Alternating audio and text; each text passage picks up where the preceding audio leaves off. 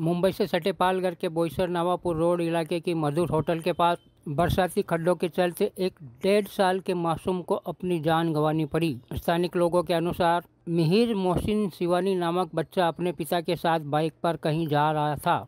इस beach रास्ते में आए खड्डों से बचने के लिए बचाव करते समय बच्चा खड्डे में गिर गया और उपचार के दौरान उसकी मौत हो गई, जिससे नाराज लोगों ने एमआईडीसी बांधकाम विभाग के बाहर नारेबाजी करते हुए 3 घंटे तक रास्ता बंद किया और दोषी लोगों पर कार्रवाई करने की मांग के साथ साथ प्रशासन के खिलाफ नारेबाजी करने लगे। जिसकी सूचना मिलने पर पुलिस तुरंत घटनास्थल पर पहुंची और दोषी लोगों पर कार्रवाई करने का आश्वासन देकर रास्ता खुलवाया। पेश है हमारे पालघर के संवाददाता धनेश क्षीरसागर की एक खास रिपोर्ट। दुर्दैवी घटना सकाळी आज घडलेली आहे।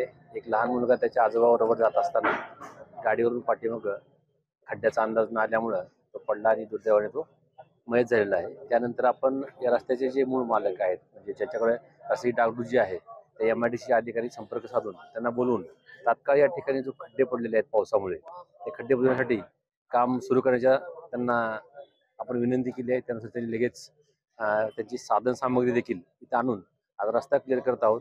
बाकीच्या कायदेशीर प्रक्रिया आमच्या स्तरावर चालू आहेत। परंतु या निमित्ताने मी एक प्रवाशांना देखील किंवा नागरिकांना देखील आवाहन करू इच्छितो। पावसाचे दिवस आहेत, पाणी साठल्यामुळे खड्ड्याचा अंदाज येत नाही। शक्यतो तुम्ही तुमची वाहनं, शक्यतो मोटरसायकल या अशा पाणी असलेल्या ठिकाणातून चालवताना शक्यतो काळजी घ्या। साहेब, आज सकाळी 8:30 ते 8:45च्या सुमारास एक चिमुकल्याचा या खड्ड्यांमध्ये जीव गेलेला आहे।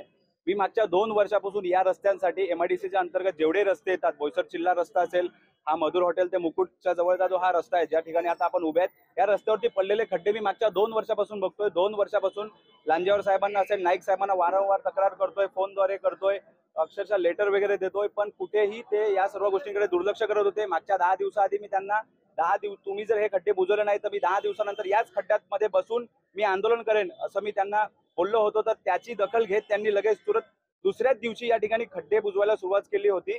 पण मी या ठिकाणी जेव्हा ठेकेदाराकडे आलो तेव्हा मी बोललो की तुम्ही हे जे या ठिकाणी काय करणार आहात, ते मला बोलले की आम्ही या ठिकाणी आरसीसी करणार आहात। तर तुम्ही मला सांगा, त्या ठेकेदाराला इथे येऊन फक्त 6 दिवस झाले, ही कोणत्या प्रकारची आरसीसी आहे? आता आपण बघतोय ही दुर्घटना अतिशय वाईट आहे। ज्या परिस्थितीमुळे दुर्घटना झाली, एमआयडीसीच्या अंतर्गत जे रस्ते आहेत ते बऱ्याच ठिकाणी खराब झालेले आहेत।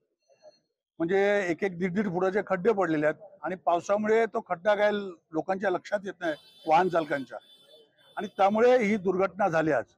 परंतु दुर्घटना जरी झाली त्याला जबाबदार एमआयडीसी म्हणजे प्रशासन आहे त्यांचं, आणि त्याचबरोबर कॉन्ट्रॅक्टर पण जबाबदार आहेत।